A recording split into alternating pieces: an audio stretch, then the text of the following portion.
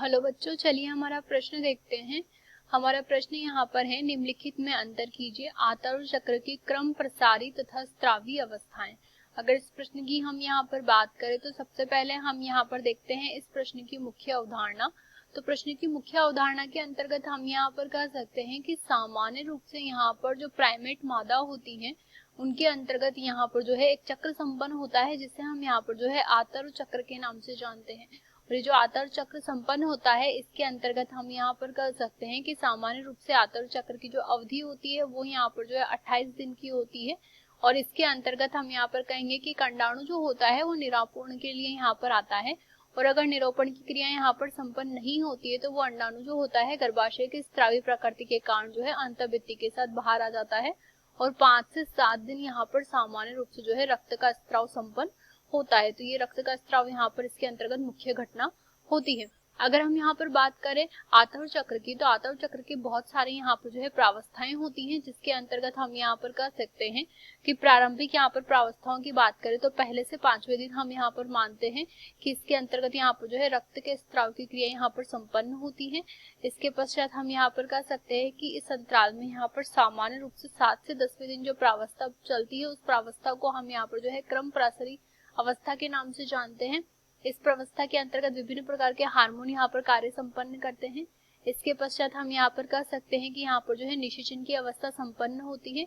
अगर यहाँ पर निषेचन संपन्न हो जाता है तो उसके पश्चात हम यहाँ पर कह सकते हैं इसके अंतर्गत एक अवस्था आती है जिसे हम स्रावी प्रावस्था कहते हैं। तो इस प्रकार से यहाँ पर जो है विभिन्न प्रकार की प्रावस्थाएं आती है। हम यहाँ पर अवस्थाओं में अंतर की बात करें तो हमें जो प्रथम अवस्था दी है वो यहाँ पर दी है क्रम प्रसारी अवस्था, और जो दूसरी अवस्था दी है वह यहाँ पर दी है स्रावी अवस्था।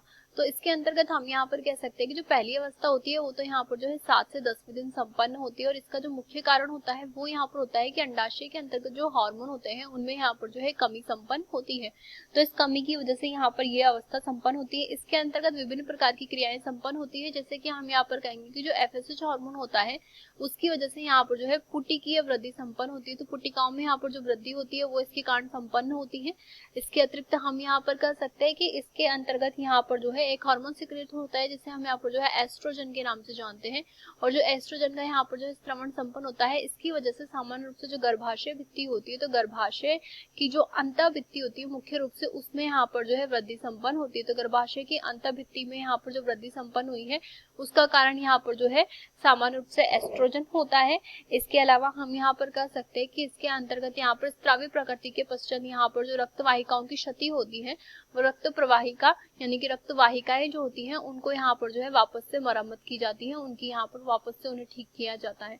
अगर स्रावी अवस्था की हम यहाँ पर बात करें तो इसके अंतर्गत ये जो अवस्था होती है ये यहाँ पर जो है 14वें दिन की यानी कि निषेचन अवस्था के पश्चात यहाँ पर संपन्न होती है। और इसके अंतर्गत हम यहाँ पर कह सकते हैं कि इसमें यहाँ पर जो पुटिका का निर्माण हुआ था जिसे हम ग्राफिन पुटिका के नाम से जानते हैं, ये पुटिका जो होती है ये यहाँ पर पीत पिंड में रूपांतरित हो जाती है। तो यहाँ पर पीत पिंड का रूपांतरण संपन्न होता है। अब ये जो पीत पिंड यहाँ पर निर्मित हुआ है इससे विभिन्न प्रकार के हार्मोन स्रावित होते हैं, जैसे कि हम यहाँ पर कहेंगे कि इससे जो है प्रोजेस्टेरोन का स्रावण होता है।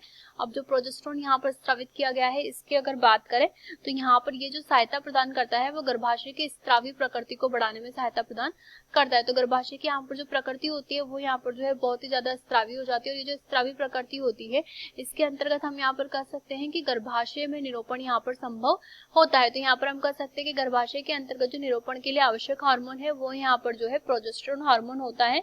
इसके अंतर्गत हम यहाँ पर कह सकते हैं कि अगर निषेचन की क्रिया यहाँ पर संपन्न नहीं होती है स्रावी अवस्था के दौरान, तो निषेचन की क्रिया संपन्न नहीं होने के अंतर्गत हम यहाँ पर कहेंगे कि सामान्य रूप से इस अवस्था के अंतर्गत जो है निषेचन न होने पर पीत पिंड का यहाँ पर जो है पुनः रूपांतरण हो जाता है। इसमें यहाँ पर जो है ह्रास हो जाता है।